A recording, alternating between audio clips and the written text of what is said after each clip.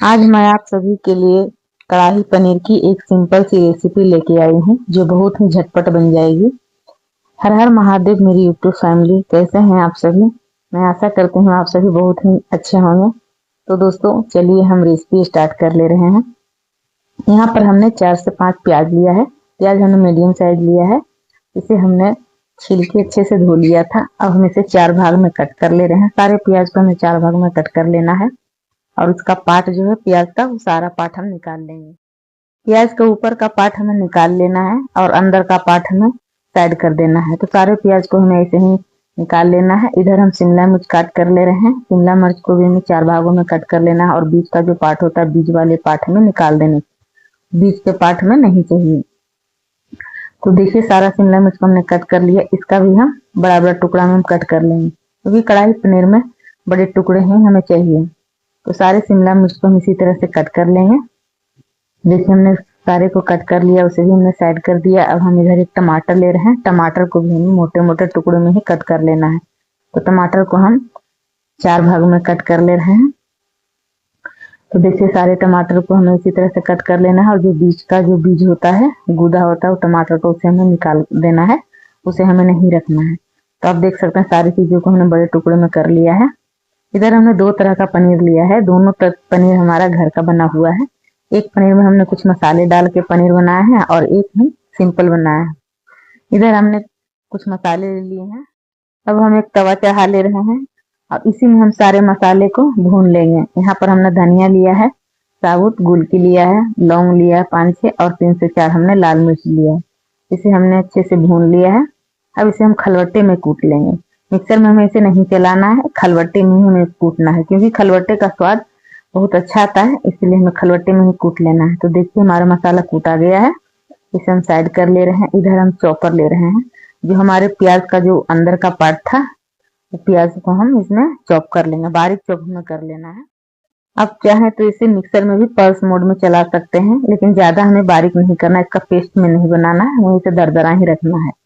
तो अब देख सकते हैं प्याज हमारा बारीक हो चुका है। अब हम इसे एक प्लेट में निकाल ले रहे हैं। इसमें हमारा प्याज एकदम बारीक हो चुका था, तो हमें इतना ही बारीक प्याज चाहिए। तो इधर हम मसाले की तैयारी कर ले रहे हैं। तो यहाँ पर हमने 3-4 चम्मच हमने दही ले लिया है, एकदम ताजी दही है। यहाँ पर हमने 1 चम्मच भर के धनिया पाउडर लिया है। थोड़ी सी हम यहाँ पे काली मिर्च का पाउडर ले रहे हैं, थोड़ा सा हम यहाँ पे जीरा ले रहे हैं और 1 चम्मच भर के हम यहाँ पे लाल मिर्च ले रहे हैं। 1/4 चम्मच हम यहाँ पे सब्जी मसाला ले रहे हैं और थोड़ी सी हम यहाँ पे कसूरी मेथी ले रहे हैं और आधा चम्मच हम यहाँ पे कश्मीरी लाल मिर्च का पाउडर ले रहे हैं। इससे हमारा सब्जी का कलर बहुत अच्छा आएगा। तो इन सभी को हम अच्छे से मिक्स कर लेंगे जिससे कि हमारे मसाले भी अच्छी तरीके से फूल जाए। तो इधर हमने एक पैन चढ़ा लिया है। पैन में हमने आधा चम्मच घी ले लिया है। इसी पैन में अब हमें सारी सब्जियां और पनीर सभी को मिला के अच्छे से हमें भून लेना है।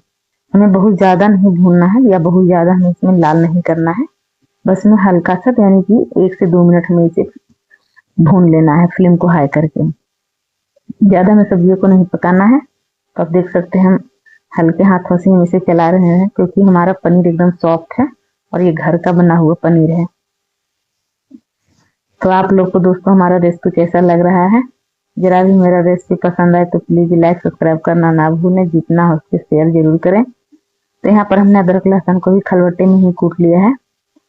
इसे भी हम निकाल के प्याज के साइड में रख ले रहे हैं। तो इधर हमारा पनीर भून चुका है, इसे ज्यादा हमें नहीं भूनना है। फ्लेम को हमने ऑफ कर दिया। इधर हम कढ़ाई चढ़ा ले रहे हैं। इसमें भी हमने आधा चम्मच घी ले लिया है, जीरा ले लिया है, 1 तेज पत्ता ले लिया है।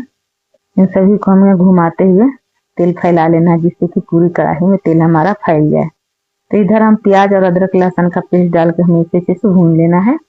ज्यादा हमें ये नहीं भूनना है, हल्का ट्रांसपेरेंट हमें इसे कर लेना है। तो अब हम यहाँ पे आधा चम्मच हम हल्दी पाउडर ले रहे हैं और स्वाद अनुसार हम नमक ले रहे हैं। इन सभी को हम अच्छे से मिला लेंगे। हमें 2 से 3 सेकंड के लिए इसे भून लेना है। और यहाँ पर हमने चुटकी भर चीनी लिया है। चीनी डालने से सब्जी का टेस्ट अच्छा आता है, थोड़ा बढ़ जाता है इसका टेस्ट। तो हमें जो दही में मसाले मिक्स किए थे, वो मसाले हम प्याज में डाल के भून लेना है। तो इसे हम अच्छे से चला ले रहे हैं। यहाँ पर हमने टमाटर का पेस्ट बनाया था, 1 टमाटर का, वो टमाटर का पेस्ट हम डाल लेंगे और इसे भी साथ में हम इसे भून लेंगे। तो अब हम यहाँ पर कुटा हुआ मसाला डाल लेंगे, जो धनिया मिर्ची हमने कूटा था उसे हम डाल के मिला लेंगे और इसे हमें अब ढक देना है 2 से 3 मिनट के लिए, जिससे कि हमारे मसाले अच्छे से भून जाए और तेल ऊपर तैरने लग जाए। तो आप देख सकते हैं हमारा मसाला भून चुका है, मसाले हमारे तेल छोड़ चुके हैं। अब हम यहाँ पे सारी सब्जियों को हम इसी में डाल देंगे। अब हम इसे अच्छे से भून लेंगे, हल्के हाथों से चलाते हुए हमें इसे भून लेना है। देखिए हमारी सब्जी भून चुकी है। अब हम यहाँ पे थोड़ा सा पानी में ऐड कर लेना है, ज्यादा हमें पानी नहीं रखना है, इसमें ज्यादा ग्रेवी वाली सब्जी नहीं बनानी है। तो यहाँ पर हमने कसूरी मेथी ले लिया है और आधा चम्मच हमने गरम मसाला डाल दिया है। इन सभी को डाल के हमें ढक देना है 1 मिनट के लिए। फ्लेम को हाई ही हमने रखा है। देखिए हमारी सब्जी बनके तैयार हो चुकी है। बस हमें इसका ऐसा ही टेक्सचर चाहिए। इस सब्जी को आप रोटी, पराठे, पूड़ी किसी के साथ भी आप इंजॉय कर सकते हैं। तो यहाँ पर हमने हरा धनिया छिड़क दिया है, फ्लेम को हमने ऑफ कर दिया है। तो इधर हम रोटी बना ले रहे हैं, क्योंकि हमारे यहाँ इसी रोटी में ही ज्यादा पसंद किया जाता है। हमारे यहाँ ज्यादा ऑयली खाना नहीं खाना पसंद करते हैं हमारे हस्बैंड, उन्हें सिंपल सा ही खाना पसंद है। तो आज इसके साथ हम रोटी ही बना ले रहे हैं। तो इधर हमने आटा गूंथ के पहले ही रख लिया था। अब हम रोटी बना ले रहे हैं, स्लेब पर ही रोटी बेल लेते हैं। तो रोटी हमने बेल लिया है। इधर हमने तवा भी गर्म होने के लिए रख दिया है।